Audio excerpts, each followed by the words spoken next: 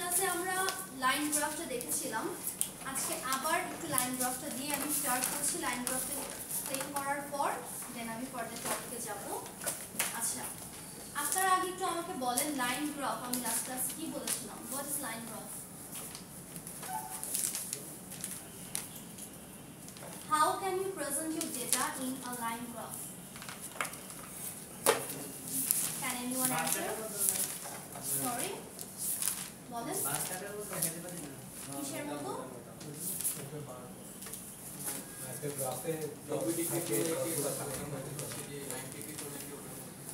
Line গ্রাফটা basically আমরা x y axis এ থাকে, x axis y axis থাকে, সেইখানে আমরা ডট প্লটিং করার মাধ্যমে এবং সেই ডটগুলো অ্যাড করার মাধ্যমে একটা লাইন গ্রাফের মতো পাবো, লাইনের মতো পাবো। সেটা থেকে আমরা স্ট্যাটিস্টিক্যাল ডেটাটা প্রেজেন্ট করতে পারি। এখানে কি লেখা আছে দেখেন, a line graph is used to present data over time such that trend. If you want to show how the trend is going on, you can use line graph in that case. Okay? Line graph next. Line graph করার জন্য কি কি প্রয়োজন হয়? Labeled x and y axis, equal intervals, data displayed by points connected into lines. আমাদের এই তিনটা জিনিস একটা লাইন গ্রাফ ড্র করার জন্য প্রয়োজন। x and y axis এর প্রয়োজন হয়। x axis কোথায় থাকে? Vertical or horizontal? ভার্টিক্যালি থাকে x axis and হরাইজন্টালি থাকে y। horizontal এটা না, this is vertical. horizontal that means সমান্তরাল ভাবে নিচে থাকবে and vertical মানে লম্বা হয়ে থাকবে, ঠিক আছে? আচ্ছা, equal intervals, প্রত্যেকটা ডটের মাঝখানে ইকুয়াল কি থাকবে? ইন্টারভাল থাকবে or গ্যাপ থাকবে। data displayed by points connected into lines, ডেটাগুলো পয়েন্ট আকারে ডিসপ্লে করতে হবে। you have to display your data in points and you then add the points and make a line which will show what you want to present in that data or through that data. Clear? This is an example of line graph. Distribution of bedside temperature of a patient. For example, প্রথমে কতটুকু ছিল? 99। সকাল 6টায় 6 am A temperature ছিল 99। দেন হচ্ছে কত? 104, 105, 102, 101 or 100। এভাবে করে কি করা হচ্ছে? একটা পেশেন্টের টেম্পারেচার কতটুকু সেটা আমরা কি করতে পারছি? মেজার করতে পারছি or you can use the word monitor, right? কিভাবে আপ ডাউন হচ্ছে এটা কিন্তু কন্টিনিউয়াস বেসিসে হতে থাকে। দেখেন এখানে ইন্টারভালটা কি ইকুয়াল? টাইমের ইন্টারভালটা কি ইকুয়াল?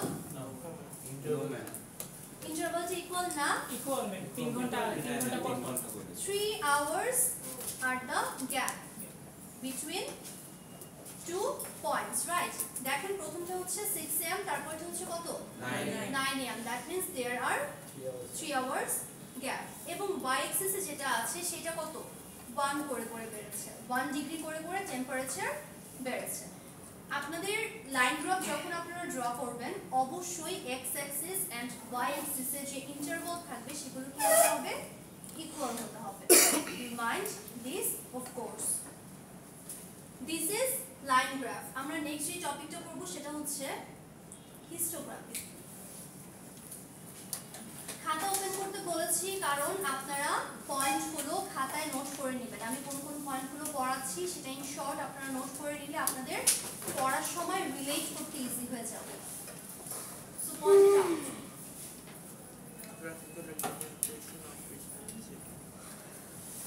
হিস্টোগ্রামটি কি? Graphical representation of a frequency distribution of a quantitative variable. Histogram একটা গ্রাফিক্যাল রিপ্রেজেন্টেশন। গ্রাফিক্যাল রিপ্রেজেন্টেশন এখন পর্যন্ত আমরা বেশ কয়েকটা পড়ে এসেছি and histogram is one of them. এখানে কোন ধরনের ডেটা প্রেজেন্ট করা হয়? কোয়ান্টিটেটিভ ভেরিয়েবল যেগুলো আছে সেই ধরনের ডেটাগুলো আমরা হিস্টোগ্রামে প্রেজেন্ট করে থাকি। the variable of interest is placed on the x-axis. যে ভেরিয়েবল নিয়ে আমরা কাজ করব সেটা x-axis-এ যাবে। A rectangle is drawn above each class interval with its height corresponding to the interval's frequency, relative frequency or percent frequency. এইটা kind of বার ডায়াগ্রামের মতো। বার ডায়াগ্রাম কার কার মনে আছে একটু বলেন তো? আমরা আয়তলেখের মতো কি করি, কয়েকটা বার ড্র করি, বাট সেইখানে একটা নির্দিষ্ট ইন্টারভাল ছিল না প্রত্যেকটা ডায়াগ্রামের মাঝে মাঝে, মনে আছে? প্রত্যেকটা ডায়াগ্রামের মাঝে কি ছিল, একটা স্পেসিফিক ইন্টারভাল ছিল। Let me show this to you. Here it is. দেখেন প্রত্যেকটাতে কি ছিল, নির্দিষ্ট একটা ইন্টারভাল ছিল, বাট হিস্টোগ্রাম আর বার ডায়াগ্রামের মাঝে ডিফারেন্সটা হচ্ছে এখানে যে প্রত্যেকটা বারের মাঝে ডিফারেন্স আছে, হিস্টোগ্রামে কোনো ডিফারেন্স থাকে না। হিস্টোগ্রামে কোনো ডিফারেন্স থাকে না। আমরা discrete and continuous data difference করেছিলাম লাস্ট ক্লাসে। বলেন তো হিস্টোগ্রামে আমরা কোনটা ইউজ করতে পারবো আর বার ডায়াগ্রামে কোনটা ইউজ করতে পারবো? দেখে অ্যানসার করতে পারবেন কি? ডিসক্রিট মানে কি? ম্যাম এটা ডিসক্রিট। ডিসক্রিট মানে কি? বিচ্ছিন্ন। আর কন্টিনিউয়াস মানে হচ্ছে অবিচ্ছিন্ন। তার মানে একটার সাথে একটা কানেক্টেড। একটা যদি স্টেজ থাকে সেটার লাস্টের স্টেজটা পরের স্টেজের প্রথমটা হবে, এভাবে কানেকশন থাকে। আমরা বার ডায়াগ্রামে ডিসক্রিট ইউজ করব নাকি continuous? which kind of data? Discrete, কারণ এটা হচ্ছে অবিচ্ছিন্ন। মাঝে যদি ইন্টারভাল থাকেও that won't be a problem in your research, right? But হিস্টোগ্রামের ক্ষেত্রে কি হতে হবে, এটা কন্টিনিউয়াস ডেটা হতে হবে, কারণ কানেক্টেড থাকবে, মাঝে কোনো কি থাকতে পারবে না, গ্যাপ থাকতে পারবে না। ফর এক্সাম্পল 1 থেকে 5 পর্যন্ত আপনাদের একটা ক্লাস দেখাচ্ছে, 1 থেকে 5. If you want to go to the further class, you have to pick that 5 from the previous class, right? আপনাদের কি করতে হবে, প্রিভিয়াস ক্লাসের যে 5টা ছিল সেটা পরের ক্লাসের প্রথম ডিজিট হবে, সেটা 5 থেকে 9 পর্যন্ত হতে পারে। 1 থেকে 5 পর্যন্ত গ্যাপ কত? 5। 5 থেকে 9 পর্যন্ত গ্যাপ কত?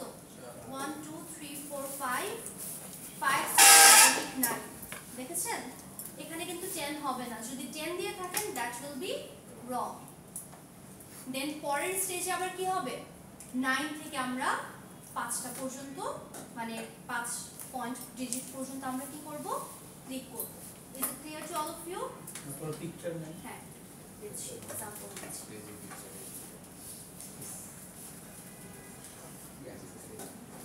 Here is the picture of histogram.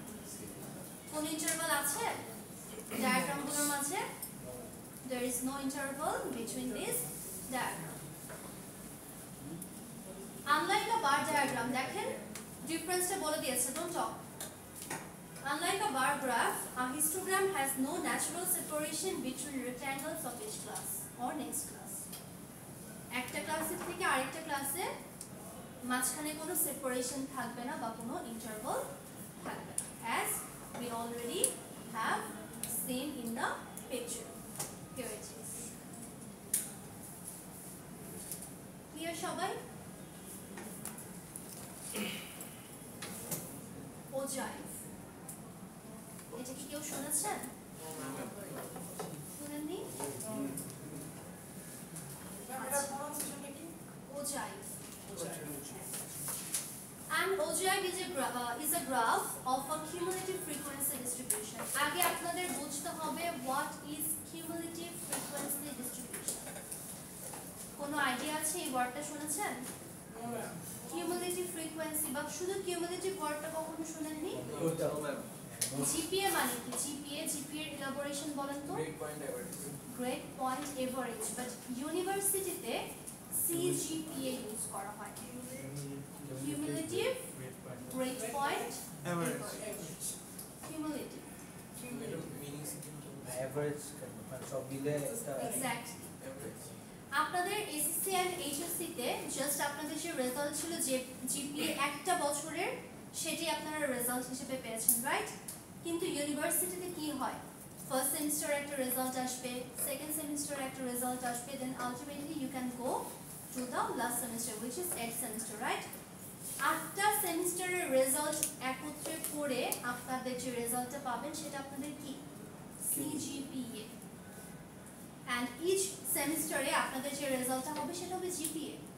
ওই একটা সেমিস্টারের জন্য জিপিএ, ফর এক্সাম্পল ফার্স্ট সেমিস্টারে আপনাদের মধ্যে কেউ 3.80 পেয়েছে হোল রেজাল্ট, মানে জিপিএ ফার্স্ট সেমিস্টারে জিপিএ হচ্ছে 3.80, দেন সে সেকেন্ড সেমিস্টারে 3.75 পেয়েছে। দুইটা যোগ করে যে রেজাল্টটা হবে সেটাকে যদি আমরা 2 দিয়ে ভাগ দিই তখন সেটা হবে কিউমুলেটিভ সিজিপিএ। বাট নরমালি আমরা কিউমুলেটিভ যোগ করার মানে ক্যালকুলেট করার জন্য জাস্ট সামেশনটাই করি, যোগ করে দিলেই সেটা কিউমুলেটিভ রেজাল্ট বের হয়ে যায়। আপনাদের যে 8টা সেমিস্টারের রেজাল্ট সেটা কিভাবে কাউন্ট করা হবে আপনারা কি জানেন? প্রত্যেকটা সেমিস্টারের রেজাল্টগুলো একসাথে করে 8টা সেমিস্টারের রেজাল্ট সামেশন করা হবে, যোগ করা হবে, দেন সেটাকে 8 দিয়ে ডিভাইড করলে আপনাদের যে রেজাল্টটা আসবে সেটাই হবে আপনাদের CGPA or final result. Exactly গড় বলতে পারেন, বাট ওজাইভের ক্ষেত্রে বিষয়টা একটু ডিফারেন্ট। এখানে আমরা কোনো গড় বের করবো না, আমরা ভাগ করবো না, আমরা জাস্ট কি করব কিউমুলেটিভ ফ্রিকোয়েন্সি বের করবো। দ্যাট মিন্স প্রথম শ্রেণীতে যে ফ্রিকোয়েন্সি থাকবে এবং পরের শ্রেণীতে যে ফ্রিকোয়েন্সি থাকবে সেগুলো সামেশন করে আমরা পরের শ্রেণীতে দেখাবো। এক্সাম্পল দেই you will be more clear. আমরা আগে একটু শেষ করে দেন এক্সাম্পল দিচ্ছি। It is obtained by plotting the cumulative frequencies of a distribution against the upper class boundaries. It is kind of line graph. But line graph A up down ছিল না, up হয়েছে ডাউন হয়েছে, right? কিন্তু আপনাদের যখন cumulative frequency করবেন সেটা আপনি লাইন ড্র করবেন, but there will be no ups and downs. সমান্তরাল থাকবে না। কিউমুলেটিভ মানে কি একটা প্রথম শ্রেণীর সাথে দ্বিতীয় শ্রেণী আমরা যোগ করছি, দ্যাট মিন্স বেড়ে যাচ্ছে। এই ওজাইভের ক্ষেত্রে লাইনটা আপনার আপার দিকে যাবে, এটা কখনো লোয়ার যাবে না। কারণ কি একটা শ্রেণীর সাথে পরের শ্রেণী আমরা যোগ করে অ্যাডিশন করার মাধ্যমে আমরা কি করছি পরের স্টেজে যাচ্ছি, এবং কোনো কিছু যখন আমরা অ্যাড করি সেই ক্ষেত্রে ভ্যালুটা ইনক্রিজ হয়ে যায় না? Of course it will increase the value. তাহলে ভ্যালু কমলে সেটা তো অবশ্যই নিচে যাবে না, সেটা অফকোর্স আপওয়ার্ড থাকবে। The frequency of each class is plotted as a point. এখানেও প্রত্যেকটা ক্লাসের ফ্রিকোয়েন্সি গুলো কি করা হয় পয়েন্ট আকারে প্লট করা হয়। The plotted points are connected by directly lines. এটাও কি করা হয় প্রত্যেকটা ডট গুলো লাইন দিয়ে কানেক্ট করে দেওয়া হয়। তাহলে আমরা লাইন গ্রাফ আর ওজাইভের মধ্যে পার্থক্যটা কিভাবে বুঝবো? পার্থক্যটা কি? লাইন গ্রাফে আপস এন্ড ডাউনস হতে পারে, আমরা জাস্ট লাইন গ্রাফে ফ্রিকোয়েন্সি গুলো প্লট করছি, কিন্তু ওজাইভে আমরা ফ্রিকোয়েন্সি প্লট করছি না, ওজাইভে আমরা কিউমুলেটিভ ফ্রিকোয়েন্সি প্লট করছি। I am showing you an example. Here is an example of ogive. দেখেন আগে আমরা টেবিলটা দেখব, দেন আমরা ফার্দার এক্সপ্লেনেশনে যাব। দেখেন এই যে পার্সেন্ট ফ্রিকোয়েন্সি, প্রথমটাতে কত আছে বলেন তো? 4। বলতে থাকেন পরেরটা, পরেরটা 26। পার্সেন্ট ফ্রিকোয়েন্সি বলছি, নট কিউমুলেটিভ ফ্রিকোয়েন্সি। 4 আছে, 26 আছে, দেন 32, দেন 14, 10। টোটাল ফ্রিকোয়েন্সি কত? 100। এই যে এই ফ্রিকোয়েন্সি গুলো যখন আমরা পয়েন্ট করব এবং সেটা লাইনে ড্র করে দিব, সেটা হবে আমাদের লাইন গ্রাফ। প্রথমটাতে 4 আছে, তারপরটাতে 26, তারপরটাতে কত 32, এরপর আবার নিচে ডাউন হয়ে গেছে না 14, এরপর এটা ইকুয়াল, এরপর এটা আরো ডাউন হয়েছে। তার মানে কি একটা আপস এন্ড ডাউনস আছে। বাট লাইন গ্রাফ ওজাইভে কোন আপস এন্ড ডাউনস থাকে না, পুরো আপ হয়। রিজন কি? কিউমুলেটিভ ফ্রিকোয়েন্সি কিভাবে বের করা হয় সেটা কিন্তু দেখেন। প্রথমে ফ্রিকোয়েন্সি কত ছিল? 4। আমরা যখন কিউমুলেটিভ বের করব পরের ফ্রিকোয়েন্সিটা অ্যাড করে দেব। পরেরটা কত আছে? 26। 4 এর সাথে 26 অ্যাড করলে কত হয়? 30 হয়ে গেল। 30 এর সাথে আবার 32 অ্যাড করব, কত হয়েছে? 62 এর সাথে আবার 14 অ্যাড করব, 76।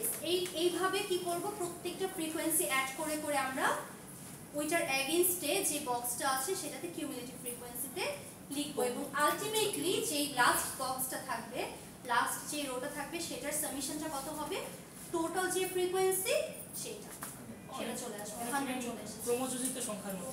ক্রমযোজিত, এটার বাংলা হচ্ছে ক্রমযোজিত গণসংখ্যা। ফ্রিকোয়েন্সি মানে হচ্ছে গণসংখ্যা আর কিউমুলেটিভ ফ্রিকোয়েন্সি মানে কি ক্রমযোজিত গণসংখ্যা, যেটা আপনারা অলরেডি ক্লাস 9 এ করে এসেছেন। আচ্ছা, তাহলে ওজাইভে আমরা কি করব? আপনারা এই ওজাইভটাও ড্র করে এসেছেন কিন্তু আপনারা ভুলে গিয়েছেন।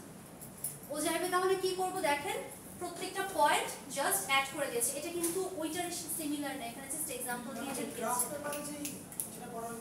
হ্যাঁ, এটা গ্রাফ পেপার एग्जांपल। আমরা যদি প্লট করি দেখেন আস্তে আস্তে কিন্তু উপরের দিকে লাইনটা বেড়ে গেছে, এটা কিন্তু কখনো ডাউনওয়ার্ড হবে না, এটা সব সময় বাড়ে। এটাই হচ্ছে ওজাইভ। আমরা এই ওজাইভের মাধ্যমে কি করতে পারি, আমাদের ডেটা প্রেজেন্ট করতে পারি। ঠিক আছে, this is all the topics we have to cover in this chapter. কার কোনো কোয়েশ্চেন আছে এই টপিকগুলোতে?